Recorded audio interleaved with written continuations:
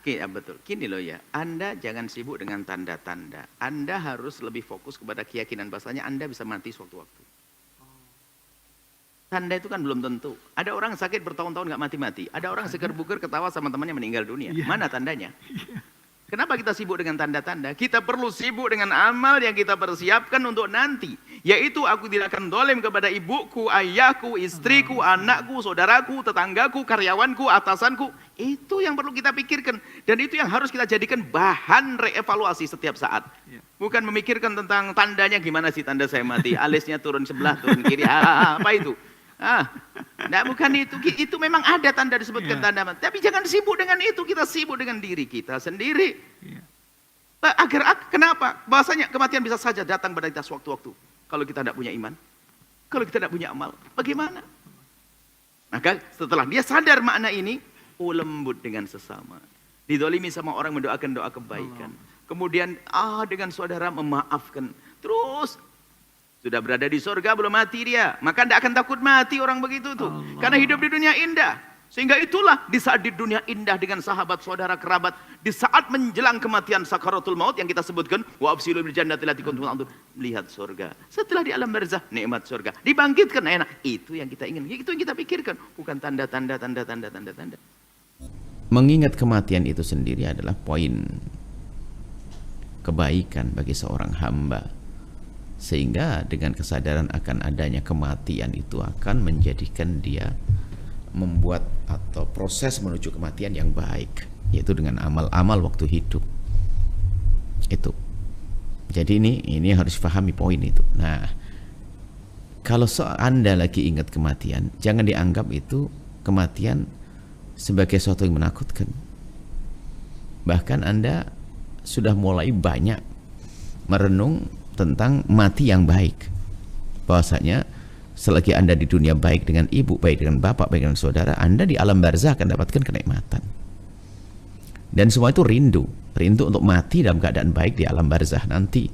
Begitu selanjutnya dibangkitkan di padang mahsyar bersama rombongan orang mulia hingga di sorga. Jadi mengingat kematian itu, kadang kita perlu loh mengingatkan diri kematian. Anda selalu diingatkan sudah bersyukur.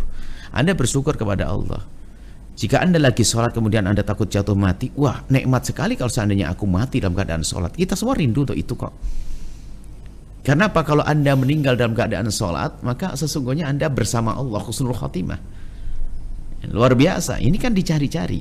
Jadi cara menghiburnya, ini hakikat, bukan basa-basi hanya menghibur diri, tidak. Kami pun sering kami doa, ya Allah matikan kami nanti setelah panjang umur, ya Allah, dalam keadaan kami sujud dalam sholat kami, ya Allah. Kami ingin meninggal seperti itu. Alangkah indahnya waktu sujud tidak terbangun kembali. Waktu tasyahud mengucapkan asyhadu an la ilaha illallah asyhadu anna muhammadar rasulullah, kemudian kembali kepada Allah.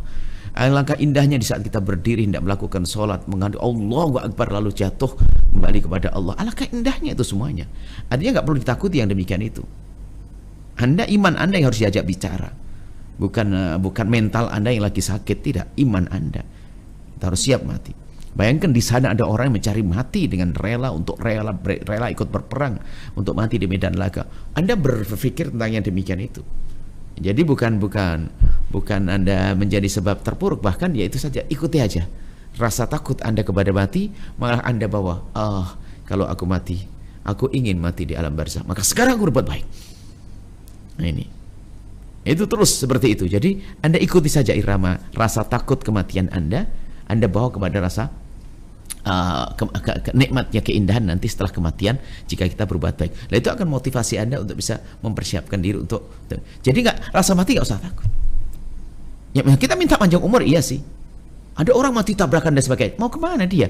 Wong dia mau laksanakan sholat Jumat, mau ini. Indah dia matinya. Kelihatannya ada di depan mata manusia bersimbah darah. Tapi sungguhnya dia adalah mulia, akan mau silaturahmi, menjenguk ibunya, mau menjemput ibunya yang sakit dan sebagainya. Mati tabrakan. Ada salah satu anak kiai yang ada di Jawa Timur membelikan obat ayahnya sakit parah, mobilnya nabrak, meninggal ayahnya sehat. Ayahnya tersenyum, dia di sorga mau melayani aku. Kalau dilihat dari kesedihan kan kesedihan, tapi yang ingat mau ngapain anakku tadi? Rupanya dia membelikan obat untukku. Jadi langsung dialihkan kepada kesadaran indahnya di akhirat nanti kalau kita hidup di dunia dengan cara yang baik.